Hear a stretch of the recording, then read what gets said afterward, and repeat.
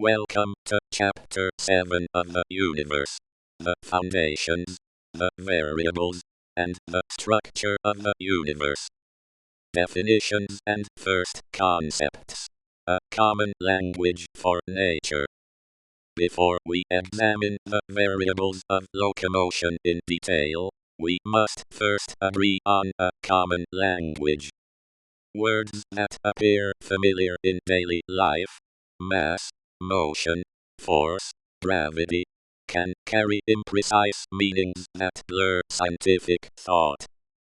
In this chapter, these terms are defined not merely as technical jargon, but in relation to how they are understood within the physical framework of this book. A phenomenon is any event in nature that can be observed directly, without requiring interpretation or theory. The fall of a stone, the swing of a pendulum, the freezing of water, or the orbit of a moon are all phenomena. They are the raw evidence upon which science must be built. A theory is a human attempt to explain one or more phenomena through reasoning, sometimes aided by mathematics. A theory is useful only when it can be tested against observation. It is never final, and it must be abandoned or corrected when phenomena contradict it. A force is not a substance, but an interaction that causes a change in motion. In this framework, gravity is a force that attracts matter inward toward a center, while pressure impulse is described as a force that pushes matter outward from a point of impact or confinement. Forces are actions, not things. They can be measured through their effects on bodies. Gravity is defined in this book as the natural inward, or normal plane, pull that matter exerts on other matter. The manuscript proposes that gravity acts in the normal, or vertical, plane, always toward the center of mass. It cannot push, cannot rotate, and cannot initiate horizontal motion. It acts by attraction, to regulate and restrain, rather than to propel. A pressure impulse is a sudden delivery of force over a short duration. It sets bodies into motion by imparting velocity.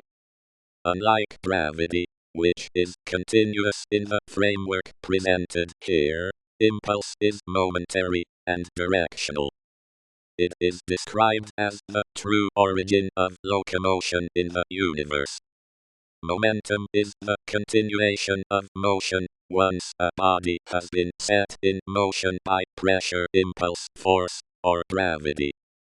The manuscript does not treat momentum as inherent in matter. It must be acquired. A body at rest has no momentum, according to this framework. Once in motion, momentum carries the body forward until it is consumed by resistance, collision, or gravitational restraint.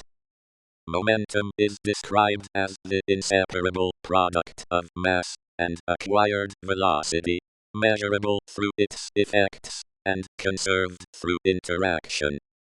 The chapter also introduces two terms: indispensable momentum and dispensable momentum. Indispensable momentum is described as the inherent quantity of matter itself, the potential for motion contained within mass, independent of external impulse. Dispensable momentum is externally acquired momentum imparted to a body by impulse or collision. It is consumed during motion and governs trajectories. Mass is the quantity of matter in a body. In the manuscript, mass determines how strongly the body responds to impulse, how much gravity it exerts, and how much momentum it can carry. mass does not change with location. It is treated as an essential characteristic of matter itself. Velocity is the speed of a body in a given direction. It is described here as the measurable outcome of impulse or force. Momentum depends on mass and velocity together. Acceleration is the rate of change of velocity. Within this framework, acceleration is never spontaneous, but always requires a cause, such as gravity pulling a falling body.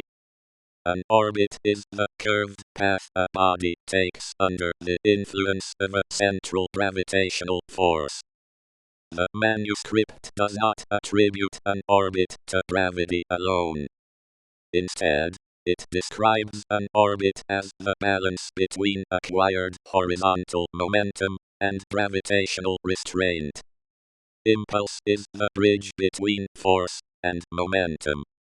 Defined as the product of force and the time for which it acts, impulse explains how motion begins.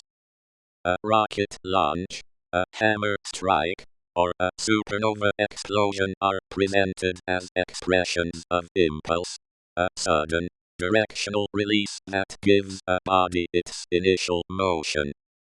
The chapter then defines the primordial particle. A primordial particle is the smallest unit of matter that cannot be divided further while still retaining physical identity.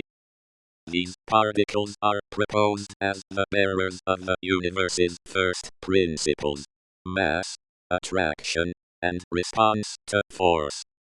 Attraction is the natural pull of matter inward toward a center. It is not described as suction, or as something mystical, but as a measurable tendency of mass. Repulsion is not treated simply as the opposite of attraction. Instead, it is described as the result of built-up pressure or impact, arising from collisions, compressions, or high-energy release. Aggregation is the natural inward action of gravity that collects matter toward the denser center of a system. The chapter also introduces effective gravitational extent, or EGE. It is defined as the boundary radius, where the gravitational acceleration of a core falls to a minimum effective value.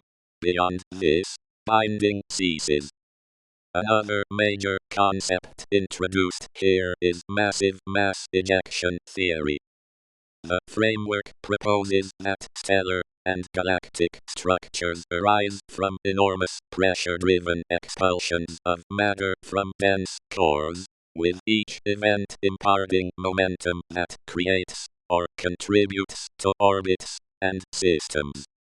Segregation of matter is presented as the dispersive counterpart to gravitational aggregation. It is the outward distribution of material due to impulse or expansion. Finally, locomotion is the continued movement of matter from one place to another. In this framework, locomotion is not an inbuilt property of matter. It is an acquired state, caused by impulse and regulated by gravity. Locomotion persists until its momentum is exhausted or counteracted. It is presented as the universal act of movement of matter through space, the synthesis of impulse, momentum, and gravitational moderation. These definitions are not intended as abstractions. They form the vocabulary in which this book will speak. With the language established, the investigation can now examine each variable in turn, beginning with matter, the carrier of all physical characteristics, and the stage upon which every force and motion acts. This brings chapter 7 to its conclusion. In the next chapter, we turn to another foundational question: the physical world versus the mathematical world. Thank you for joining this chapter of the universe. The foundations, the variables, and the structure of the universe by Sayed Mastan Wali.